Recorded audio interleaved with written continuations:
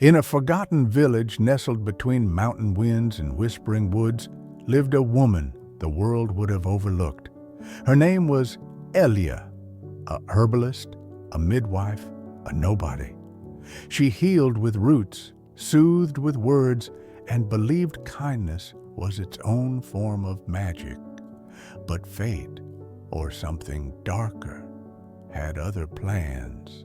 One night, under an eclipsed moon, Elya heard the voice of Vezereth, a goddess long buried by time. Vezereth was not the goddess of love or light, she was the goddess of fate. And fate, as it turns out, can be cruel. Vezereth chose Elya as her high priestess. "Serve me," she whispered. "Bind your soul to mine. I will make you eternal." Elya obeyed, at first, but it didn't take long for the truth to crack the illusion. Vezereth's divine plan had no place for mercy. When a child lay dying, Elya begged the goddess for healing. The answer was silence. All things must wither when their time has come, Vezereth said. That was the night Elya stopped praying. Before long, Elya did the unthinkable. She entered the forbidden sanctum, broke the sacred seal, and stole the divine spark, a shard of raw divinity. It burned in her hands like a sun in chains. She took it, not for power, but for the people, not to rule, but to heal. They called her the Ember Saint. Where she walked, life returned. Plagues ended, wounds closed.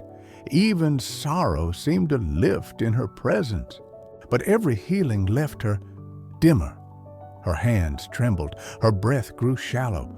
The spark gave life, but not without asking for some in return.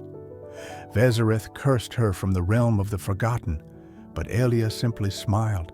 For the first time, she was using divinity to give, not to take. When the final plague came, no gods answered, only Elya. She stood in the center of the dying city, one last breath, one final prayer, not to the gods, but to the world. And she released the spark. A wave of golden fire burst across the city.